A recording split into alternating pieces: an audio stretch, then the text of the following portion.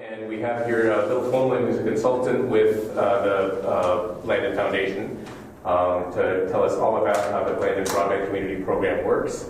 I don't know, you've all heard a little bit from Ted and I about the very basics of it, but we're going to go into considerably more detail now. And Bill, I'm happy to turn it over to you. Okay, good, thanks. So I'm Bill Coleman. I'm a contractor with the foundation, and I've been kind of their community broadband coach now for about a dozen years. When we started, it was trying to get people to go from dial-up service to DSL. 1 meg or 2 meg was really great, and now about 10 years ago we applied for money to the state or to the federal government during the stimulus program, and put together a big statewide partnership that we call the Minnesota Intelligent Rural Community Program. And that was the idea that how do we use technology for community benefit. And we started with 11 communities and used those federal dollars. But since then, the foundation has put their own dollars in to the program. Right now, we're working with 6 Iron Range communities. And so in total, we worked with 36 communities through this program. And the beautiful thing about this program is it is community planning oriented, but it brings money with it. So many community planning things, they brainstorm, they work, and then they say, okay, let's do all this stuff. And then, who's got the first dollar? Well, that kind of goes away with this program because those first dollars come from the foundation on the projects. But I'm going to talk more about that. But I just I'd like to know kind of who's in the room, and I want to say, your name and 2 or 3 of the 20 hats that you probably wear in International Falls and Coochin County. And then just a little bit, if you're consider yourself, how your organization uses technology or a tech challenge that your organization or your clients face, would be great to hear about, just to kind of set the stage. So the idea of getting into this program is how do you improve the broadband infrastructure, and even more importantly, how do we really make use of the technology that's in place. So, Ken, I'm going to start with you. Certainly, yeah, I'm Ken Anderson, City Administrator. We go back a few years. It's been a long time since we've met, but again, I'm City Administrator with the City of International Falls, and I'm interested in getting more information on broadband. Of course, in our community or area is very interested in being connected. I think we're fortunate in a couple of respects. We've got some fiber that comes up from the west of Highway 71 and some of Highway 53 and a couple of providers. So I think just from a long-term economic development strategy, and then as well as helping our existing businesses, we want to maintain cutting-edge technology and connection. Good, thanks. Diane Adams, International Falls Library. We have made use of the fiber optic line that came up through the Northeast Service Co-op, and so we actually have it in the building. But that is not our wireless because those were done with federal dollars, which means it all has to be rotated for use. So we have a separate wireless account as well. That the public, and I live within eye distance of the library, and I can't tell you the number of times you drive in the middle of the night. There will be a car parked in our parking lot using the internet at 2 in the morning. So there's definitely, if we could expand or make the connection a little stronger, even our wireless, that would be tremendous, because there's definitely a need. Good. And the library now is everybody's partner, whether they tell the library or not. So people show up with web addresses, or I have to apply for this job, or I have to do this or that, and libraries sure aren't going away in the information age. No, we're not. Sir? So I'm Jacob Cody. What you got, I guess. Okay. I haven't been involved in many initiatives in the past, but I think obviously internet access is more and more important as years go on. So. Okay. Jacob's 2 months. He's also the tech guy for the community college, as well as working for our shop. So. Oh, good. Hi, I'm Trisha Heidel. I'm with the Chamber of Commerce. So, internet, broadband, accessibility to the greater outside of this area for businesses and future growth is just always high on our radar. We also provide some free public Wi-Fi from our building and often see trucks and people sitting outside and utilizing it. So any ability to enhance and expand that, I think, is greatly needed in our community. And also, I think, just critical for growth. I mean, businesses, we just did a event at a local kind of manufacturing business last Friday who, right, business relies on the internet of finding customers and selling product and, you know, sourcing everything through that. And so to expand into what that internet provides for us for additional business opportunities beyond just what our local environmental loan provides is critical. Good. My name is Tinsky, business manager for Backus, and I'm also here as a member of board of KCCTV. So on Backus, the old building, we just have some access point, but sometimes the Wi-Fi is still a problem that we need to enhance that for public use. Good.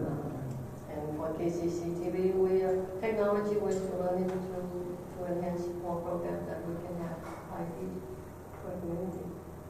And that's it right there. That's all. Thanks, Bob. You covered it there. Sir? I'm Ward Merrill, Executive Director of the Backus Community Center, where was our business manager. And we own the 2 3-story historic school buildings just a lot away from here. But just a second, what was is we have about 14, 15 tenants that are signed leases in the building. They make use of our Wi-Fi system where they have their own internet services. We often have difficulty, with our system keeping up with tenant needs. We do have public access to ours too as well. Last year we had 70,000 people in and out of the building during the course of the year. So it's an important issue for us as well. And just to second everything else that's been said here too. Public access TV is in our building. Their studio is on the 3rd floor of our facility too. So, Good. And who's your telecom provider? who does that?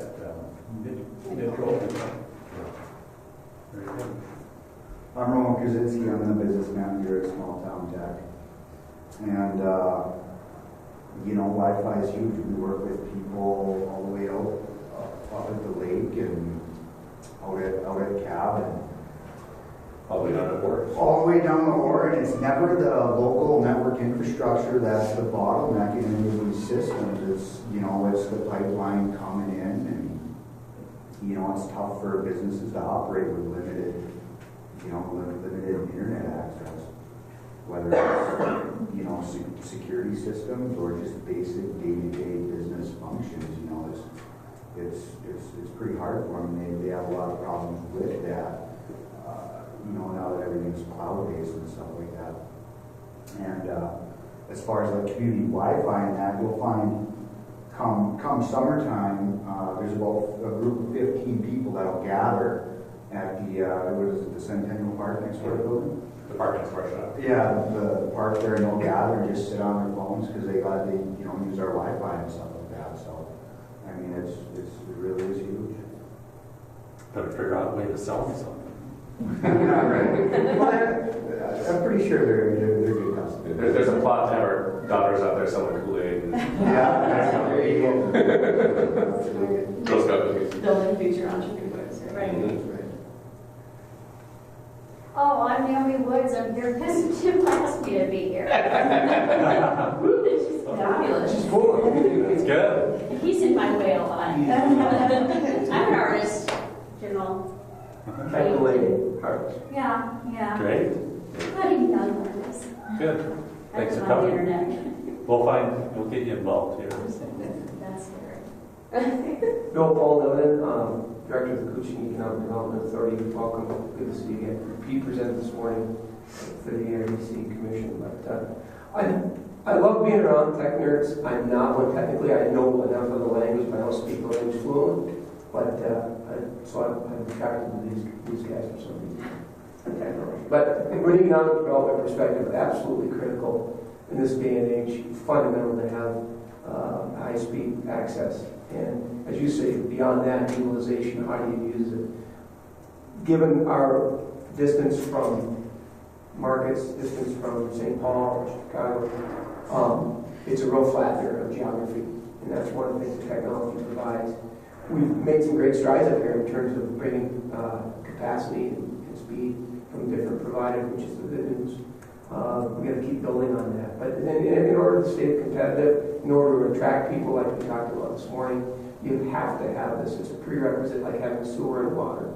So anything we can do to tap into your experiences and your networks and successful models will be greatly appreciated. So thank you. Okay, thanks. I'm Joanne Smith. I'm a business consultant, and I work with Paula at the Cushing Economic Development Authority, and I also work in conjunction with the University of Minnesota Duluth. And so as a business consultant, I offer services to businesses, whether it's marketing or any types of needs. And of course, again, up the lake, we've seen where it affects tourism because people are going on vacation and they still want to be in contact with their business, whether it's email or, that type of stuff. So that's very important. Hi, Alyssa Hackenmuller. I'm an employment training specialist at the Workforce Center. I also share Borderland Young Professionals.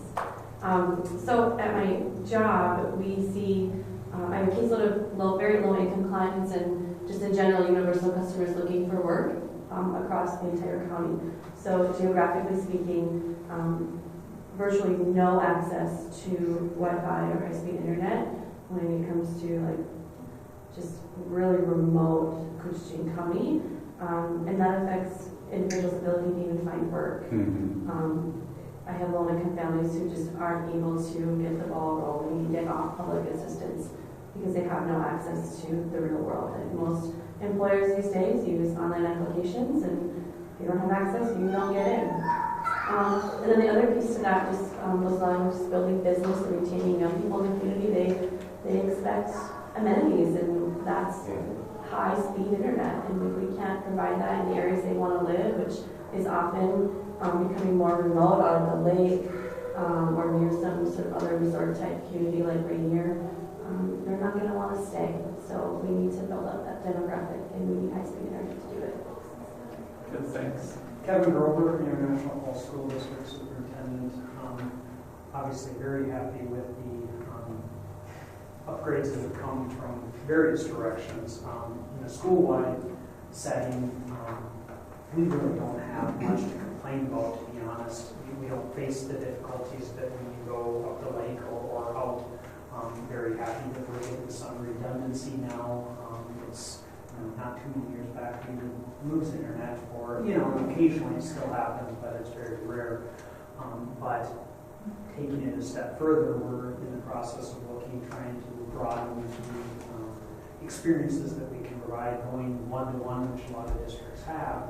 That is one of our struggles, though, is how many kids, and we don't have the number even right now, or families even have access, or, in the community, how many places could they go, without taking something downloading onto the device and just being able to work there. Many of the kids and families have a home, but it's not realistic right now to have them, connecting to that to use. It's not financially maybe acceptable, and some don't. So definitely looking to see what we can do, again, for businesses, good for schools, obviously, and taking the next step to make more accessibility technology-wise is important to us. I'm Jim Yount. I'm on the board of the Regulated Property Owners Association, which represents everything from the river on up east to the park. And that's an area that's better served in a lot of the county, but once you get past Rainy Marina, it's pretty poorly served. And there's professionals that like to live out there on the lake and all that, but they can't necessarily do the internet connected work that they need to do. There's a couple of doctors that work out there, the radiologist who works in town and in Bemidji, and he's trying to look at charts and stuff over the internet so he can be where he wants to be, and we can attract more people like that with high-speed internet as well. I'm also a co-owner of Small Town Tech with Ted Saxton, and we hear all day long about people's various tech issues, and number one is internet access and cellular access, which of course is folded into there, so we can go on all day long with anecdotes, but it's kind of stuff you've heard all the time, and most of us are familiar with. So the need is huge. So when we heard about this Blandin Broadband Communities idea, it was kind of a no-brainer that we want to see what we can do with it. Good, thanks. Thanks for convening the group. I'm Amy Renson, Kutaska Community Action. Like Alyssa, I work with low-income people in Kutching County. So some of the struggles are that so many things are online that they need to apply for, whether it's medical or keeping their information up to date on those programs, applying for housing, applying for benefits, and just not being able to do any of those things. Oh, I'm Darcy Sullivan. I'm the director at KCC-TV, and yes, just to echo everybody else, I'm so glad to see so many different heads here in every aspect of our community. Good, thanks for coming. It's interesting too, public access is funded by cable television subscriptions. So when you subscribe to Mid-Continent cable television, that's what helps pay for public access. As people say, well, I don't need cable, we're just going to go streaming Hulu or ESPN Plus or whatever it is, Netflix. Those cable revenues, people cord cutting, they call it, so less cable. So you think about the transformation that takes place. Think of the value that a television station is to a community in terms of a mechanism. And all too often you go, in hotel rooms that click through, and there's like the blue screen that says, oh, recycling is Tuesday. It's kind of a lost opportunity there that I encourage people to make use of. So, before I start this, I just want to say it's interesting. I have a lot of history in International Falls, working with the Star City and Star County program. I used to work for the Department of Economic Development and worked with KDA on that, and the city of International Falls. And then I worked for a while for a regional telecommunications company, and then the tech crunch got laid off from there. So I started my own consulting business. First place I had a contract was Kutching County, and it was with KDA, and it was kind of a rocky relationship there with the new executive director. They hired me, and then they hired the director, and he seemed to want the money that they were going to pay me. So that didn't really work out very good, but I can see you're over it. Yeah, I'm over it. But I was, I'm talking about memories and places. On 9/11, I was here talking to the county board about my contract and the services we were supposed to be delivering and so on. About 8:30, the kind of meeting was over. I'm going, what about my $15,000? So it's funny how your perspective seems so warped now, right? But at the time, it seemed perfectly justified. So, as I mentioned, Blandin has worked now with 36 communities through this process, either as Minnesota Intelligent Rural Community Program or as Blandin Broadband Communities. And both research and anecdotal stories from the participants shows that it's really been a positive experience for the community and increases the use of technology and helps communities come together around e-commerce and digital inclusion and just trying to get the community moving forward more aggressively around technologies and economic development strategy. We use what we call the intelligent community approach, and I'll talk about that in a minute, that helps bring the people in this room together around economic development and workforce and digital inclusion and marketing and business development. And I think it really is, because of that unique mix of people, we end up getting some very excellent and very collaborative projects come out of the process. And as I mentioned, we run you through a planning process, but then at the end of that, we have grant funds available to really implement projects.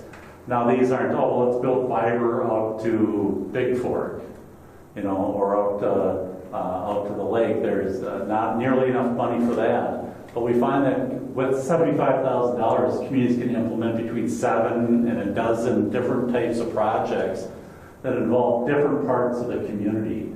We really encourage you to think about lots of projects, because then you're planting lots of seeds and getting lots of activity, and that really helps drive future activity.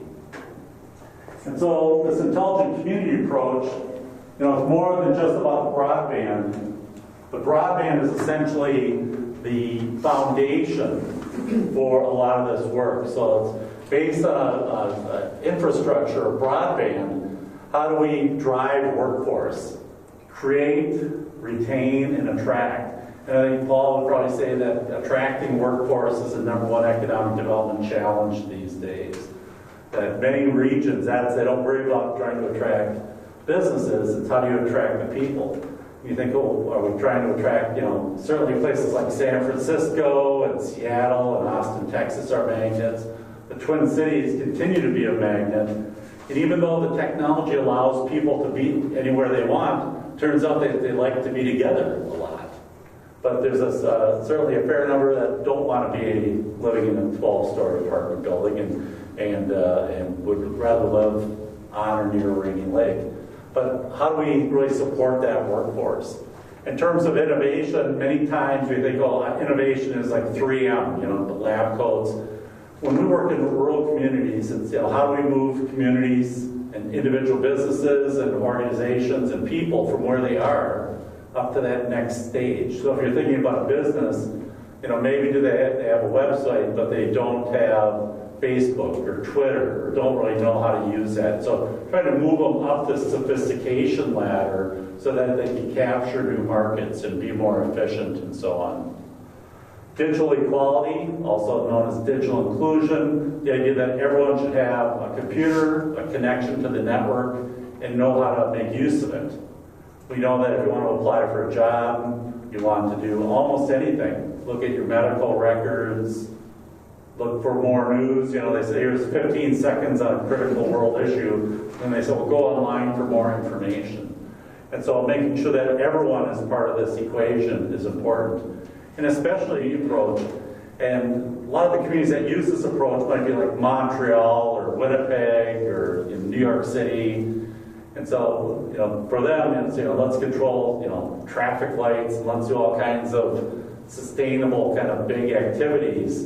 In a rural community, we haven't really seen quite the creative thinking yet around this element, but we know it's there. And so we're still waiting for that to kind of blossom. But it's really the idea about long-term economic development.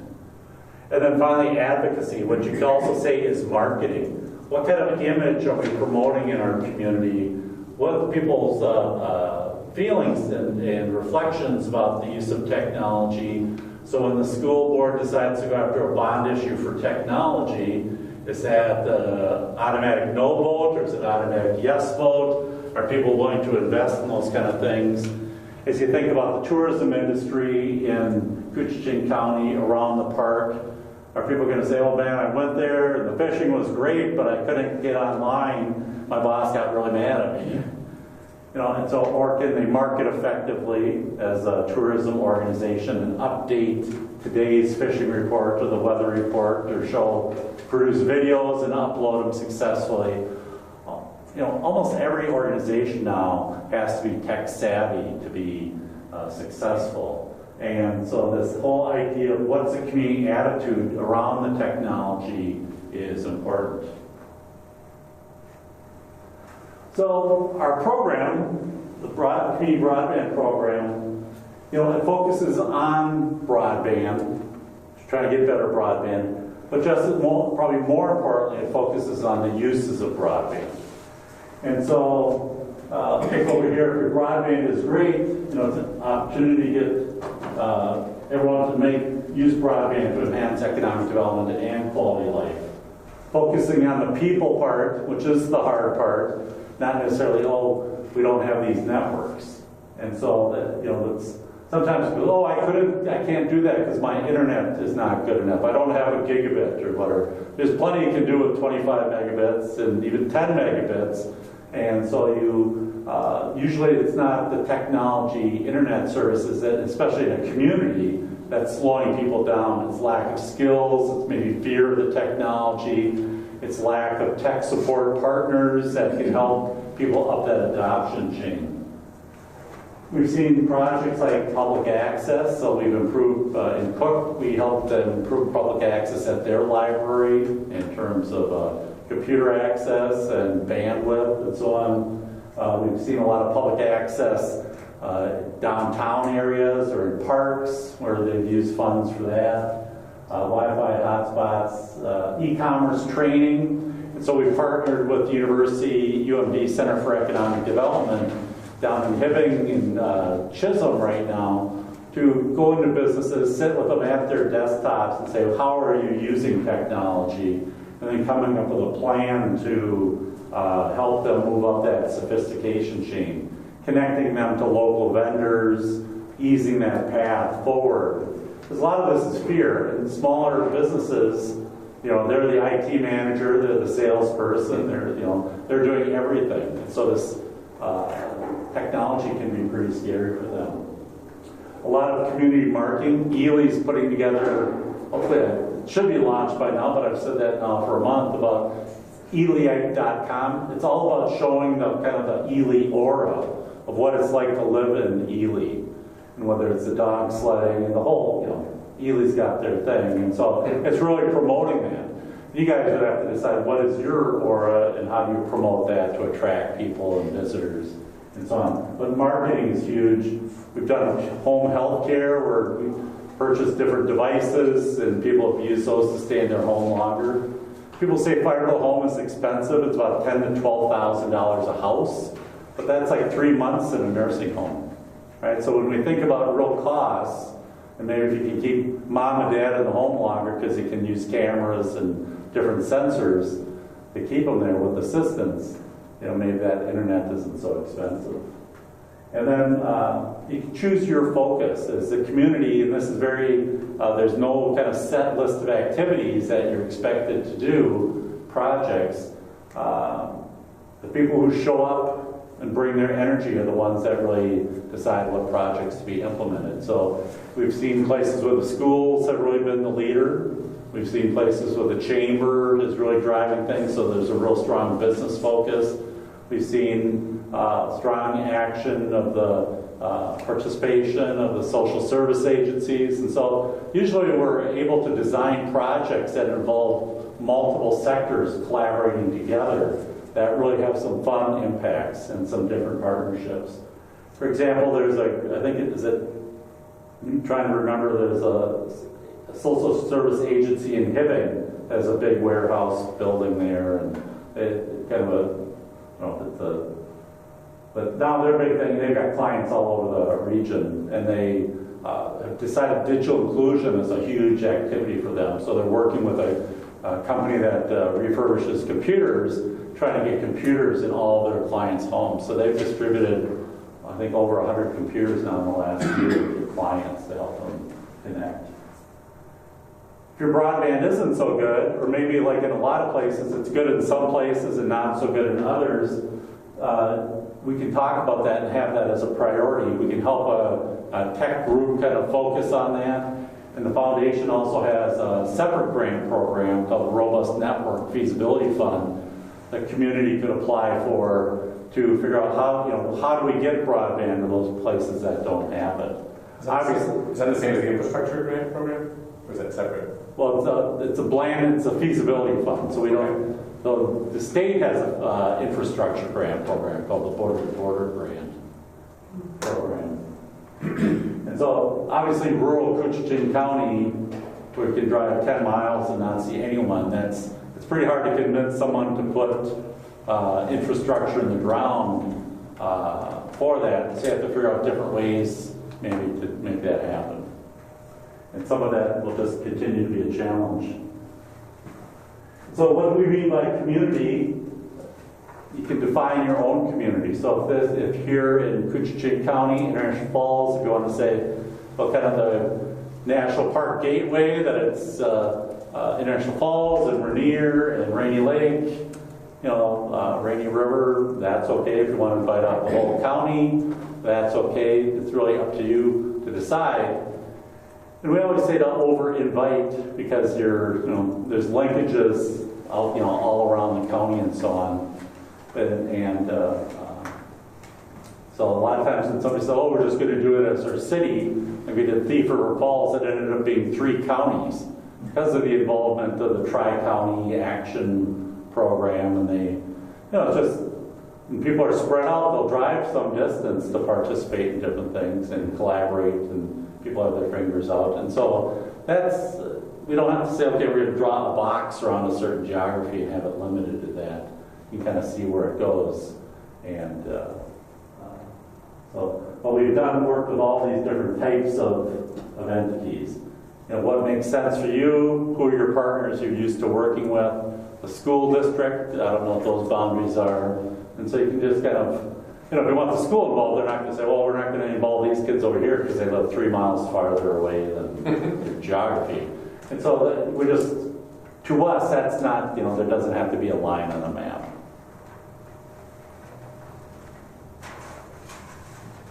And excuse me for gimping around here, I got kind of a bum knee going. But, so we've got this application. It's a pretty easy application. The hard part is getting the community members engaged. And so it's really just a few pages. Anyone who's written a grant, this would be one of the easiest ones. You've written support letters are really important. You know, and even just commitments of, we don't really even need to see the letters if people are really on board. We quickly find out whether they are or not. And so just, you know, this commitment to the inclusive process. We wouldn't want to come here and say, well, we already met and here's what we decided to do, and it's the 6 of us decided. That's very anti-Blandin. They like to see a lot of ideas in, a lot of participation, openness to the process. And so it is a lot of work, I'll tell you. You know, these communities that get 6, 7, 10 projects going that involve schools and libraries and healthcare providers. And one thing that I didn't mention is that we do have a partnership with this computer refurbisher. Their name is PCs for People. They've distributed computers in International Falls. Yeah. And so each community that participates will get 50 computers to distribute. And so they're generally desktop computers, which people say, oh, we'd rather have laptops. A lot of ways when you're going to give these to families, the idea that they're sitting in place in a family, as opposed to mom or dad takes them with them, or the oldest kid takes them with them, you know, that they're in place, and then many people can make use of that computer in the house is a nice deal. We try and get the communities to partner with their telecom providers, maybe do some discounts on internet service and so on. So having a connected computer obviously has higher value, but there's a lot on the computers in terms of kind of resident Wikipedia and math and homework kind of activities that are already on there. And of course kids can use thumb drives too and things like that. So, but obviously one thing we have found though is that people might not have an internet connection, but if you kind of give them a taste of it, they're very unlikely to give it up. And so I think there's a lot of value there. It's a 2-year commitment. Most of that, I would say, is in the first year, and then it starts winding down after about 18 months where people just continue to implement the projects. We distribute the funds usually in 2 grant rounds. So we start with our planning process, and here we're going to start June 30th, the selection process. So we'll probably start in September with the community planning, maybe a little bit in advance of that, but wait for summer to be over. And then by January, people will actually be implementing projects. So the planning process is fast and furious. So that means it's a lot of work, because we still think it's a good planning process and project development process. But it's not like visioning until the sun goes down. So we really like to have some speed and momentum that's developed as a result. Well, Bill, you know we're going to come to a screeching halt in November because of deer. Yeah, I know. Screeching pause. You know, sometimes things just keep going whether people are in a deer shack or not. And connectivity, we go. Need more connectivity in the deer shack. Number 1 project. Yeah. Sometimes when the guys go to the deer hunting shack, then a lot more gets done. Yeah. Not to say that women can't be on the deer shack. Bill, yes? Do you have a couple quick examples of some good projects that, again, help us be thinking of? Sure. Well, and I think I mentioned some. So the technology business assessments, business technology assessments, and kind of leading. And sometimes communities pile on some funding that if somebody wants it, now we're going to do a website, the city, the organization might kick in $500, $1,000 as motivation to do that. We've seen a lot of social media breakfasts sponsored by chambers of commerce, and that are just gatherings, usually on a monthly basis, where people come and they get their breakfast, and there's a technology speaker, either a vendor or people who are really doing the work already here in the community. Which are the resorts that do the best online marketing, or who's really worried about, knows about technology security, and talks about passwords and data breaches and all those things. And so those a lot of peer sharing in those kind of activities. We've seen a lot of training of older adults, people have used technology. We've seen a lot of kind of intergenerational activities between high school seniors teaching seniors. It's kind of a deal. Wi-Fi in school buses. I don't know if you guys do that. And so when usually communities do 2 or 3 their activity buses, they usually start with. Obviously, you guys when you go play somebody else, okay, that's 2 hours each way, and so that's really popular. The bus drivers like that the most. The heads are down. And you mentioned that Ely. Could you use it for marketing, using technology to market the area? Absolutely. And so Red Wing has done a lot of marketing, and Red Wing, and you guys might be one of these communities, but Grand Rapids is another. There might be 5 or 6, 8 organizations that say, oh, we're the marketing agent for the city, the chamber, the visitor bureau, this or that, or we're the front door. They should come to the city website, and we'll have everything. And so a lot of times communities will create more of a splash page thing, portal that doesn't necessarily have a lot of information, but it has all the key links. So when people search for Red Wing, they get a page. Community calendar is usually a part of that. And then it's, some of those are aimed for locals. The Red Wing really has 2 kind of doors, and one is for visitors and one is for local people. Because you don't want a community calendar that shows band practice if you're coming to visit, right? But you do want to know about when the band is playing. And so those are a lot of different approaches there. We've seen a lot tied to the digital inclusion piece with technology training, sometimes in other languages for new immigrants, and they really run the gamut. But around that circle, the projects have to fit in one of these buckets. So better broadband access, workforce, innovation, digital equality, sustainability, or advocacy marketing. Those are big buckets. But we vote, so we go through this process and create priorities by voting and participation, and then the projects that get done are those that have some champions that are willing to do the work. So 2 or 3 people can decide, let's do this project, and they'll have the energy, and they'll have the plan and the partners, and they'll get that done. And we've seen other places I'll just pick on the schools, they kind of sit on the sideline, and maybe what's happening, they don't really get involved, and so very little goes into that bucket. But we've seen a lot of youth training. The Fond du Lac Band of Ojibwe have done a lot of youth tech camps, so in the summertime, they're able to provide iPads to the kids if they follow through and build all the classes, over several weeks, a lot of hours, finish their project. They earn those kind of things. In Red Wing, they helped hire a STEAM, I guess, not STEM, but STEAM coordinator with some dollars to help them get started. Sometimes an organization can have a staff person, but no money for any projects, no supplies, no things like that. So this really helps that.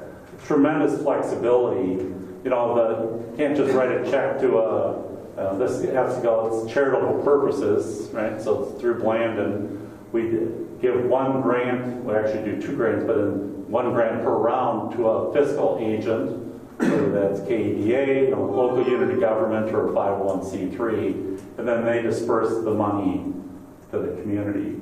So you can certainly hire contractors to do work, deliver. You can hire a technology consultant to do training. They just can't give them the money. They have to, it's in exchange for something. Yeah, sorry. And so, That's the way it should be. It's fine. yes, yeah. And so as I said, the application is online. It's pretty easy to do. And so that's really the opportunity. It is, as I said, I hear from many project coordinators, well, you said it was going to be a lot of work, but I didn't know it was that much work. But this is great. They like it because so much gets done and so many new partnerships develop as a result of it, and kind of fun, interesting projects that have a lot of impact. You know, when we give away those 50 computers, it's pretty amazing. That has a retail value of about $75, a used computer.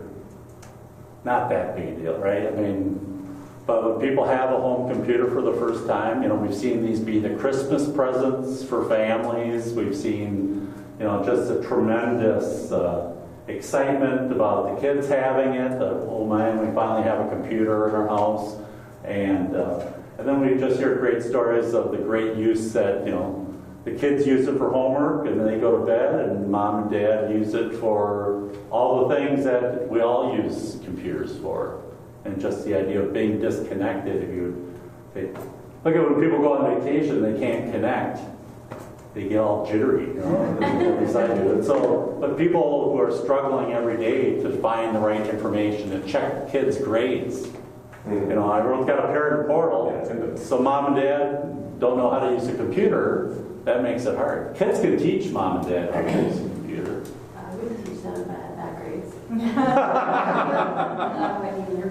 One thing that just came up, we just had a meeting, was it this week? It's been a long week, on safe routes to school, and one of the things that came up was parent concern, I'll call it paranoia, about their kids arriving safely was a major factor.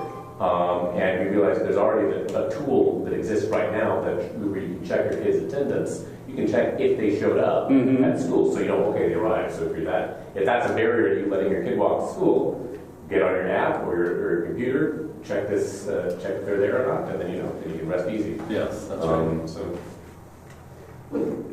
when you're applying, or if you're successful in an application, do the providers typically, I would think that this program would be of interest to them as well, and they would be seen as partners.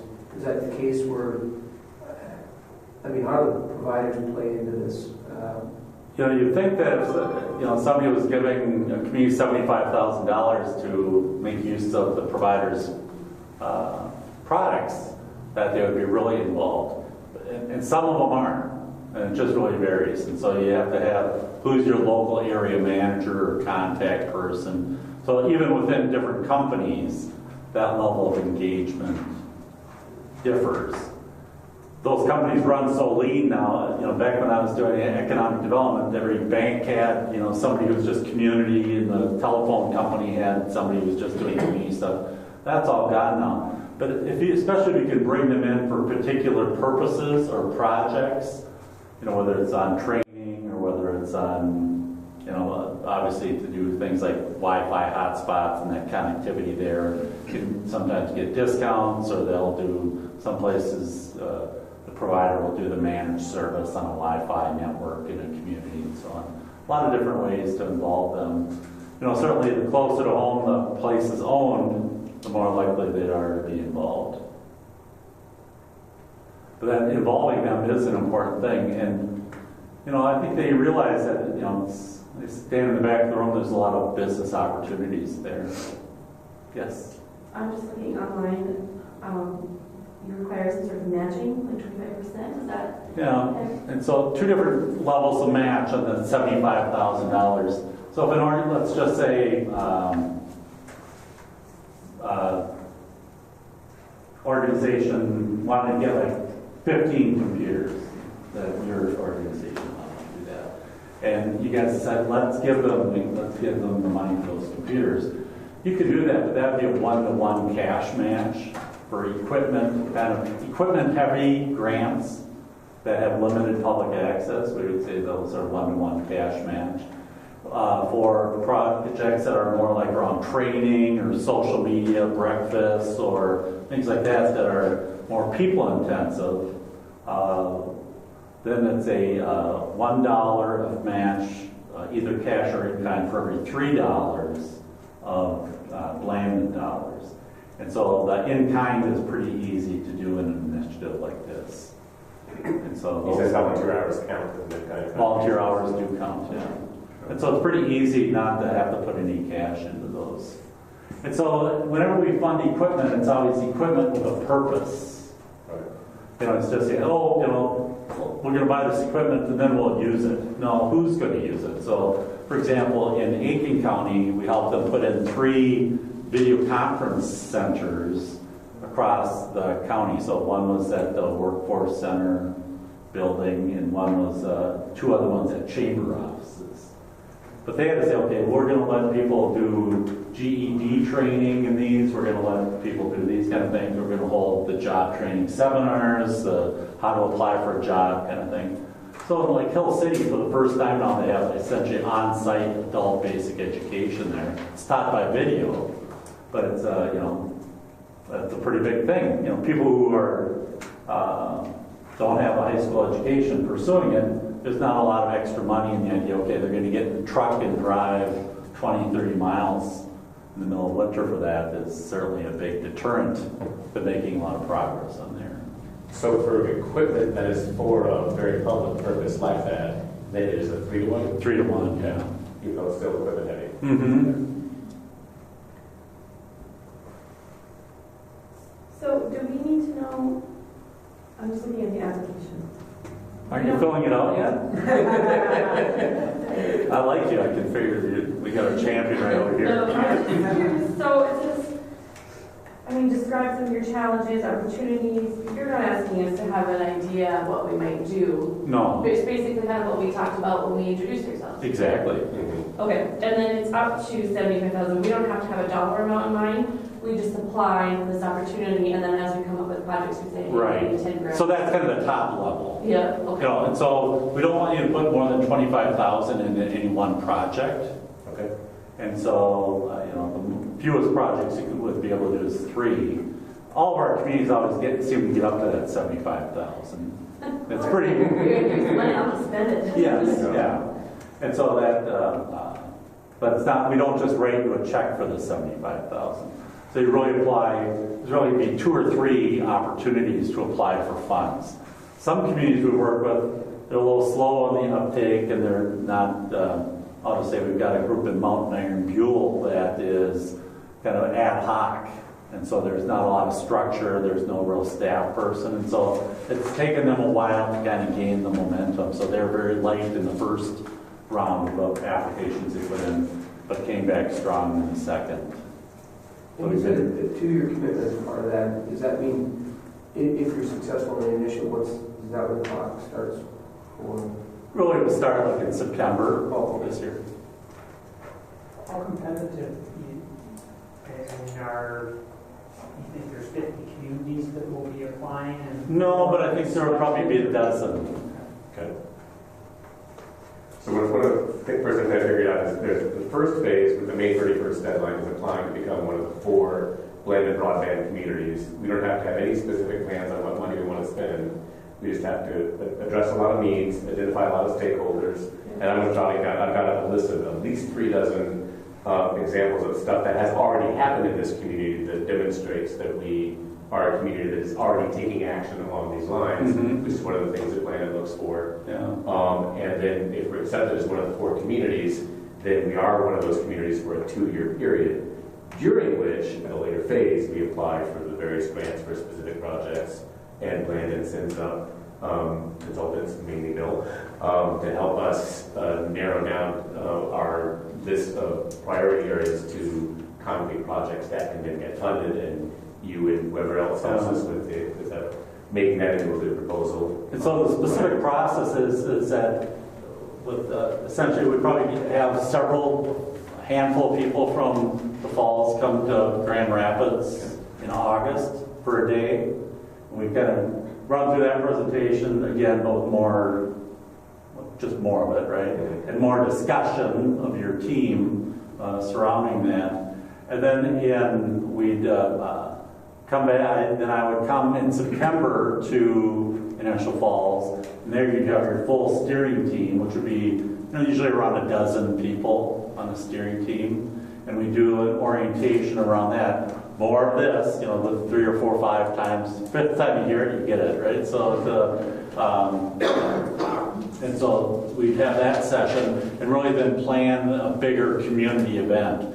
Like the centerpiece is a vision workshop where we have usually 50 to 60 people in the room from all around the community, different organizations and stakeholders and council members and county commissioners and the whole thing there. And that's where you really identify your priorities and begin to think about the project ideas and have voting on the project ideas so you can really see where the ideas lay. I come back the next month and then we say, well, what have you done on those projects?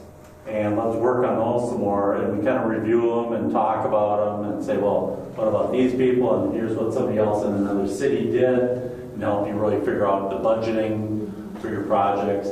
And then from that meeting, essentially your grant application is almost done. But you're really deciding which of these projects do we want to implement first, which are some easy wins that we can really accomplish, and distribute the free computers and maybe some training for business or something like that. So we'd like to see that you kind of split your fund request into 2 lumps so that your, come back 5 months later and say, okay, what's working, what isn't, what other new ideas do we have that either build or go in a different direction on the projects. And so then, at that point, you're about a year in, and then you just keep implementing the projects. We have some events. We like this cohort of communities, so several times through that 2-year period, we'll bring you together with the other 4 communities. Okay.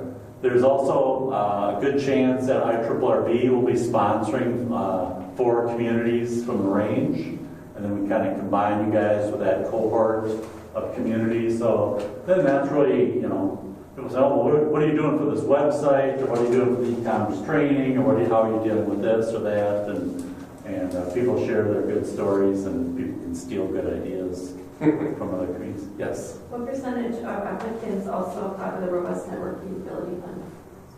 That has varied from year to year depending on the communities we've selected. Some of the communities have really good broadband, so that's not a concern for them. And then what we find. Yeah, but probably at least half. Right. Have we done anything like that in your fall, like a feasibility study for networking for businesses? Not a full-blown feasibility study. Do we have to decide that by May 31st? No. All that's through the whole process. And so you may come to decide that a year in that you should, you're just sick and tired of having people in the out county not being connected, and what are we going to do about that? Or maybe there'd be cool new wireless technology that comes into play. They'd say, how can we make that happen? So in most of the areas in Minnesota that aren't connected now, it's going to take some state broadband dollars to make them connected. So 2 things on that. One is, it's in the legislature right now. And so if you see your legislator say you've got to fund broadband because we need this in rural Minnesota, and but then start to think about what's it going to take to get better broadband in those areas. And if you live in the Falls and maybe you're near, maybe it's okay, it's good enough, and you say,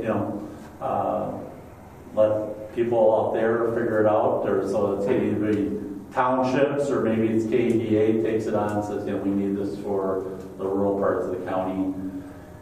That's a real specific activity that's technical and financial. Building internet networks is easy. You just write checks. That's all it takes. There's not people necessarily that much involved. And we've seen we just write checks and just have it. Usually. But getting the community to really move forward together on these technology initiatives is a much, I would say, more difficult process to make happen, because you're talking about a gift store shop owner, this is the way I've done it, and I've got my file cards of inventory, and that's how we're going to keep doing that, or manufacturer says, well, this is the way I do it, and I got my 3 customers, that's all I need. And so changing people's behavior is more difficult.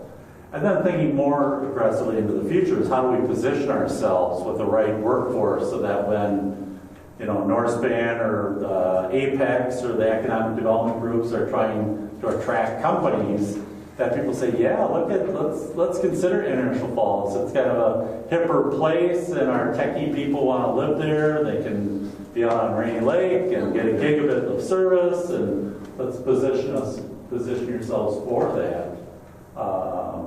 For the future. Because, you know, I have some slides I showed this morning around broadband stuff. If people want to see those, I can put them up. Otherwise, we can just talk about this program. What are they? Well, there's slides. It's data and maps. Yeah. I have a quick question. Okay. The application process talks about the lead organization and finding a sponsoring organization. Yeah. Is that what you're talking about when you are fiscal agent? Would that be one and the same, or is that different? So the sponsoring organization or lead organization? Well, so in some cases we have a lead organization that's not a 501c3, like a chamber could be a lead organization, but sometimes they have 501c3s, but a lot of times they're C4s or 6s. So the chamber could lead, do all the organizing, facilitating, meeting spaces, coffee, donuts, all those things.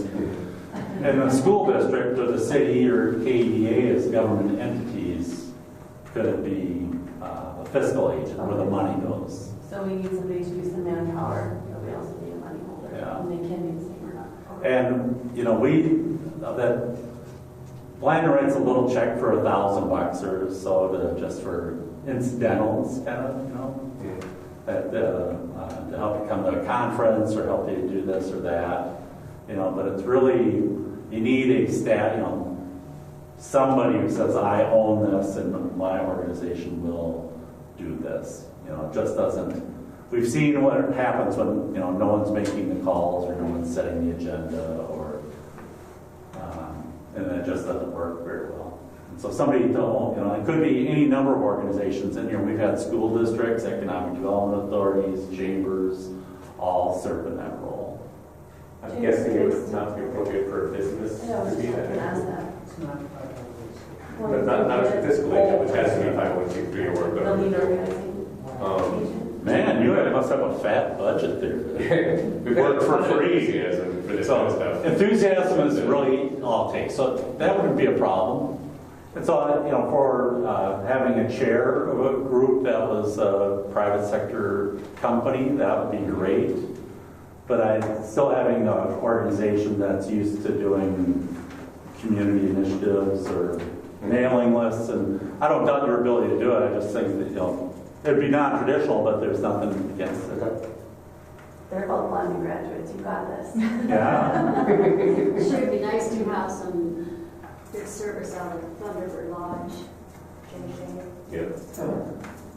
Yeah, because I'd like to stay out there when I come to visit. So,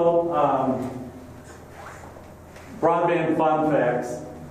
Just recently, the federal government, the FCC, reaffirmed that broadband, the minimum definition of broadband is 25 megabits down and 3 up.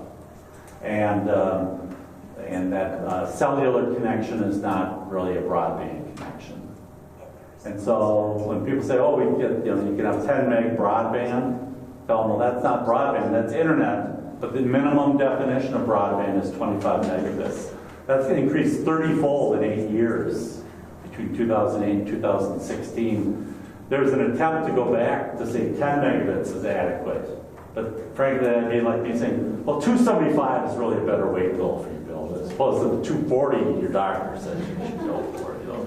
And so going back to 10 is kind of like declaring victory even though you haven't done anything. And so,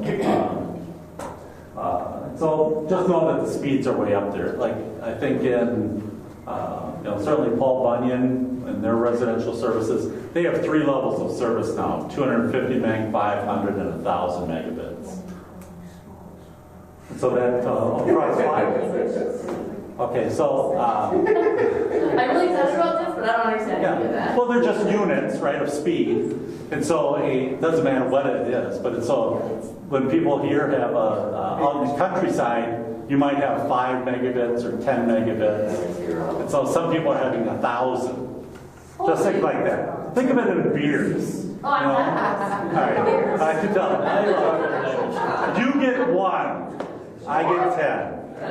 That doesn't seem fair, does it? Yeah. So 8 megabits will get you a high definition Netflix video stream. Oh. So if you got 1,000 megabits. well, Netflix would take about 10 seconds to download a movie.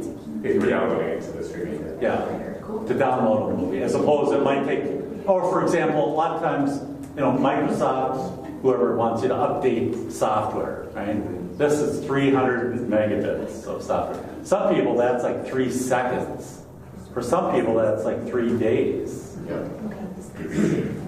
So just know that if you're less than 3 digits of megabits, you're kind of behind. Because that's the state broadband goal for 2026, is 100 megabits down and 20 megabits up. Oh, well, high speed, too. That's a marketing, it's high speed. Yeah, that's yeah. So now we know that, so I have 3 things that can connect to the internet in my bag. Well, not 2 minutes, And some people now, there's more and more of when people leave their cabins on Rainy Lake, their thermostats connected, their water heaters connected, more and more things. If you're in a manufacturing company, you might have thousands of things that are connected to the internet. All different types of control. First time I toured the paper plant, there were like 200 people up on that machine, feeling the paper and doing all, checking a valve and so on. And now there's one guy standing there, right? And there's sensors up there. And you say, well, boy, the paper business is bad. Well, no, it's just now they've got, robots and technology that can change everything. And a lot more devices, the iWatch or the Fitbit, that's just beginning the medical revolution of being connected to your healthcare provider, that they're going to pretty soon be, oh man, send an ambulance for me because my heart's about to go, right? I'm out there shoveling snow. There could be an ambulance pulls up about the time I fall over. And so, but that's real. And diabetes monitoring and all kinds of chronic weight monitors and so on. The average family now uses 250 gigabytes of data, which is 8 times a bit. 8 bits in a byte. But that's a storage thing. But just know that that's doubling every 3 years.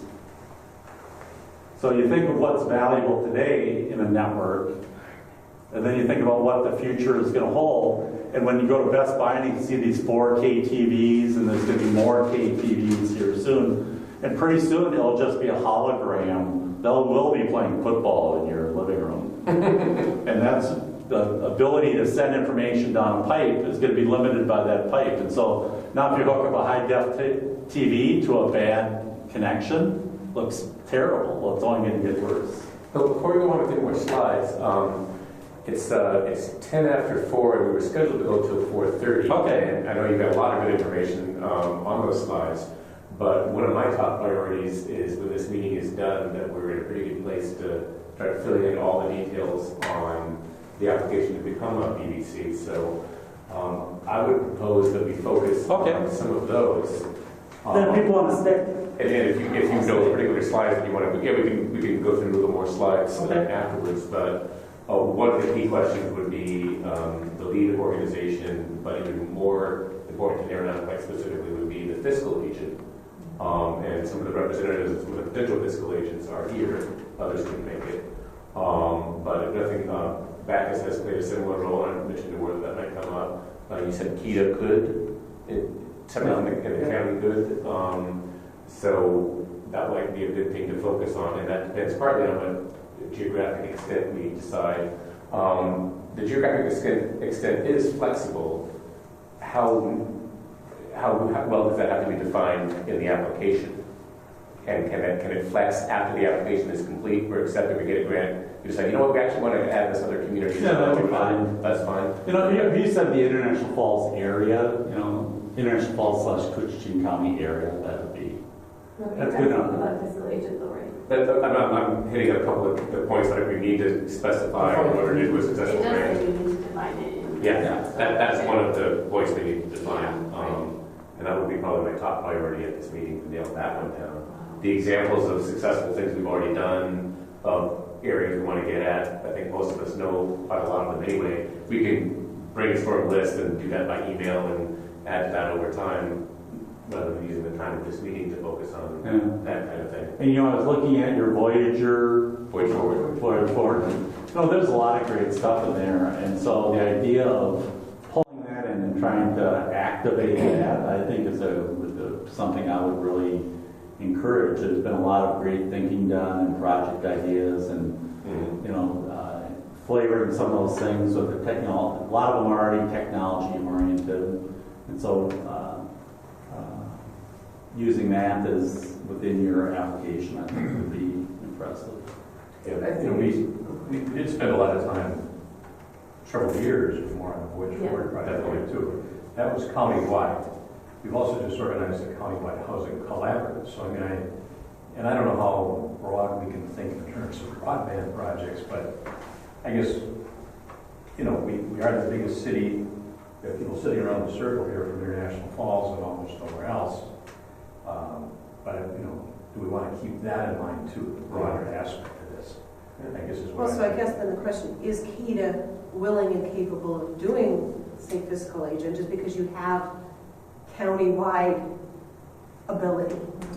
You know, Yeah, certainly. you know, if you have the city do it, again, we're limiting Yeah, viability. yeah. And in between is the school district, which has other. So I was, you know, I've been thinking a lot, kind of hard way a little bit talking here about, you know, the nature of the project and the extent of it, which is what you're talking about, too.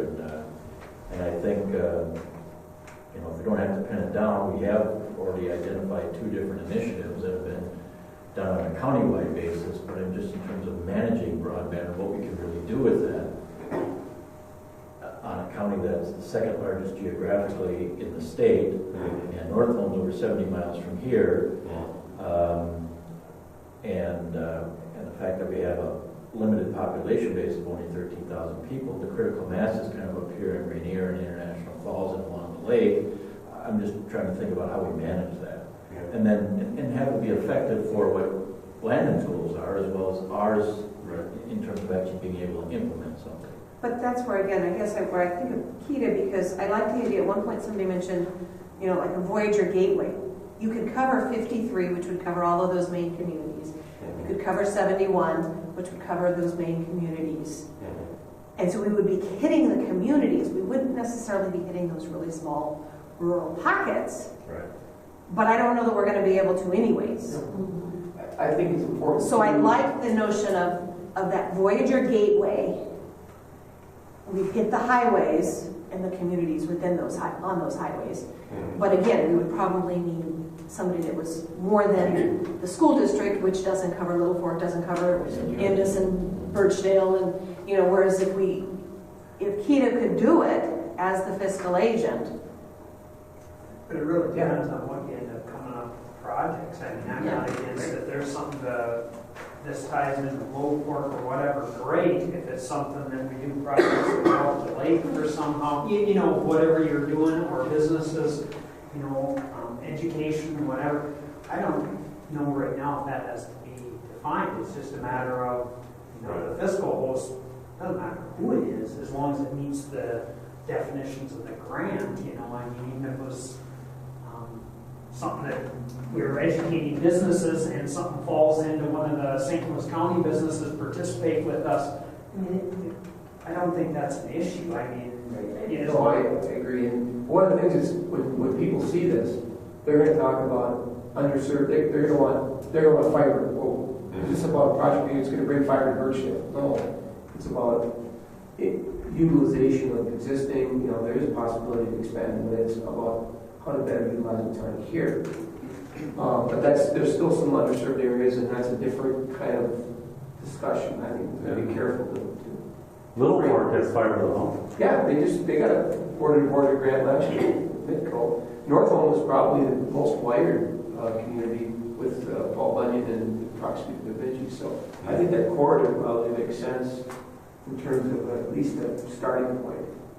But we should have a little more time to bring in some other folks. Cause Well, you can always invite people from the county and participate. And if they bring energy and ideas, things that are happening in National Falls with the UMD Center for Economic Development, UMD can go there and do workshops, and you can provide funds to do those workshops in those communities. And so as you think about, you don't want to say, okay, it's unlikely many people would come for a workshop here, 70 miles away. They might decide to go to Bemidji or something for those kind of things. And so, we always say over-invite. And if it spills over into different geographies, that's fine with us. The more beneficiaries, the more participants, the better. But just as you think about targeting people and trying to make things happen. I should have said at the beginning, there's a lot of organizations and individuals we contacted that couldn't make it today, but that are definitely enthusiastic about that. And among other, Jenny Herman said she would send out the invitation for this, which included that background information to all the cities in the county and all that. So we're not excluding them a priori. And one idea that came to me today that I think is actually feasible, I've been trying to think about how do we serve those outlying communities better than they are now. And the many mentions we had this morning at the beginning of the meeting about people parking in front of Wi-Fi hotspots and using them.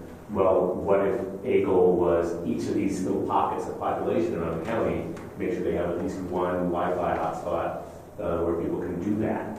If they don't all have one already, that would be at least a step in that direction. Whereas running, wire or fiber to every single home would not be. And also, over the coming of this year and a few years down the road, there are several major advances in satellite internet access, which would obviate the need to have cables anyway. Well, it wouldn't probably still wouldn't be as good as cable, but it would be way better than what they've got now. So that might be a good intermediary goal that could be one of the grants that we apply for funding for through this. And again, that is rolling in the county. What is required for KEDA to be? Is that a decision you could just make, or you bounce it off the directors and they? Oh yeah, no, that's an important decision. That's what I figured. Yeah, I think much like the housing collaborative, we kind of naturally fit into that role. So. But are you limited do you have flexibility if it's not technically the whole county? Like if you're segmenting off, if it's just the northern part, or if it's just these others, does that impact then KEDA's? I think that's what the scope of the agent is also by the rules of the, like Kevin may or may not be willing to go outside of the board, but can you fiscally manage money in and out of that, right? Can the city give money and do that if it's a project in Rainier, or if it's up? I think that's just and I'm a 501c6, so I don't know. Clarification on the silence in the corner. Yes, sorry. Well, but I guess if I'm understanding correctly, we can label it as kind of the Voyager Gateway project or community, but if we spill out beyond the highway, that's going to be okay. But if going in, we know we have to spill out because KEDA requires a full county scope, then we might as well know that in a sense going into it. But I like your idea of like individual hotspots. I think that's in that greater scheme of multi-projects and smaller manageable projects is a great way to touch all of those communities without. Well, and then if we did training with the communities in terms of, okay, you're using this Wi-Fi, here's what you need to know about security. So we did some training in each of those communities talking about security and sharing of information. So for the purposes of today, am I hearing you right, Paul, that you're willing to go back to the board and ask if you could be a fiscal agent for this project? Are we at that place? Well, unless there's a better alternative, I think, given the interest of time, we're trying to figure that out. I at least, and I think we've identified as a board that This is a real key issue in terms of infrastructure. Paul, is there any baggage that would come along with Kita being the fiscal agent that we need to know about? No, Okay. I don't, I mean, you know, yeah, we always.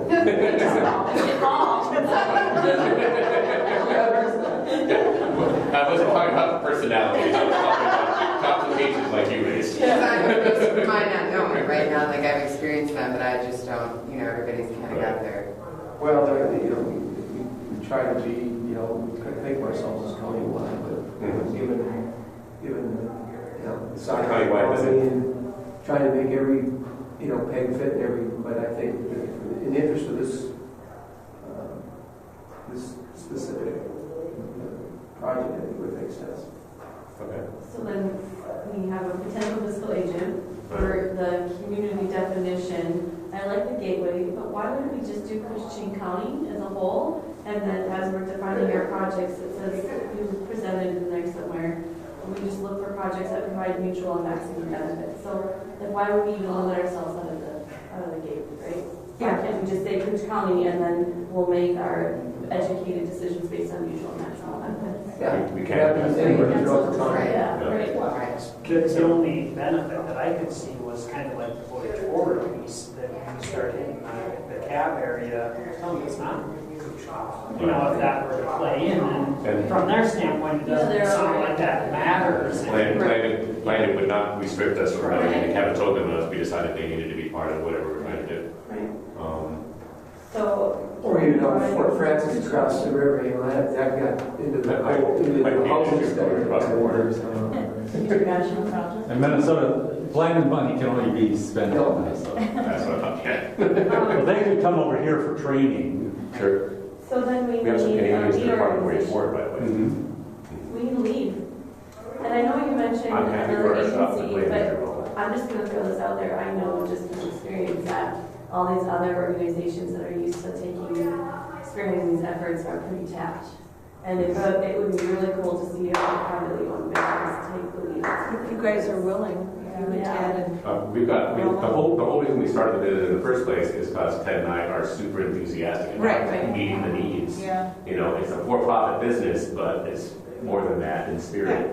And you know, if we were the lead agency, we would absolutely be partnering with chambers of commerce and you know everyone else. Well, we do anyway. But I would be fine with that. And we would be very cognizant of, you know, there's a certain conflict of interest there. Any money that comes through to do some of that could end up going into our business. So we would want the proper, whatever barriers or oversight or whatever to make sure that was done appropriately. But as long as everyone's comfortable with that, and Blandin, you know, knows about all the outlets and stuff up front, then we're happy to do it. I'm okay with that. we're okay with that. Very okay with that. Cool. Well, the conflict, I think, would be mitigated if Kita serves as the fiscal Yeah, agent. since we can't hold the first strings, Right. then automatic, that's the initial major barrier right there, so. And maybe just in terms of public appearance, maybe come up with some other word like Cushing Housing Collaborative. Maybe it's the Cushing Technology Collaborative with you at the. Or what about, and I'm just throwing it out there, and I don't want to, some people won't be able to differentiate in the view, you know, through their eyes. I mean, Ted still sits on the library, right? Maybe you sit on part of the library. I'm just saying, find an organization that, you know, I mean, it's the people, it's not so much the business. It's you and Ted and any resource you have that's pushing. But is, you know, the grant asks for a lead organization. Okay, we're saying the lead organization is but that's what I'm saying, is there something else that encompasses those guys? No. Yeah, I'm all right with it. Yeah. And I've been thinking about, you know, at some point we may end up forming a non-profit parallel entity for small town tech. Do it. I don't know if we're ready to do it. It's really not by the May 31st deadline. Right. You know, I would encourage you to think of some kind of label, though, some branding that is not your, you know, I guess, I think it'd be not good to have your company's logo on the top, Right. meeting notes. Yeah. You know, just because there's other web people, there's other technology people, so it's just, oh, what is this? So it's this company marketing tool, it's not the community. And so if it was a Cooch Technology Initiative, or even using, and I don't know, the branding of the Voyage Forward. Voyage Forward uses, you can certainly use that. It could be Voyage Forward. Well, what if you did that It's right? tied in with Kita indirectly anyway. It's not, is there a broadband? I mean, if you focused on the driver, The that driver's was all infrastructure. Right. And I talked with Mike Welcome.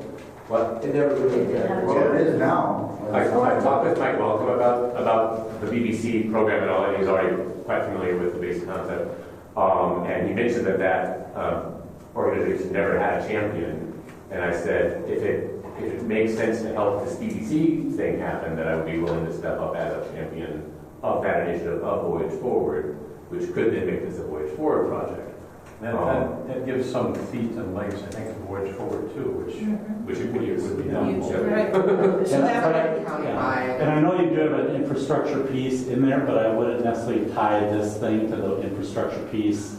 because if we're looking at some of the training stuff, so Yes. just, you would be the champion of the infrastructure one, but it would maybe be through, so maybe the lead organization would be Voyage Forward. So, right, but Voyage Forward, Destiny drivers are the ebb and flow. So just Right. because that's called the infrastructure doesn't mean we can't say, hey, we have a new Destiny driver we're working on and we want to call it the Voyage Forward Broadband Initiative.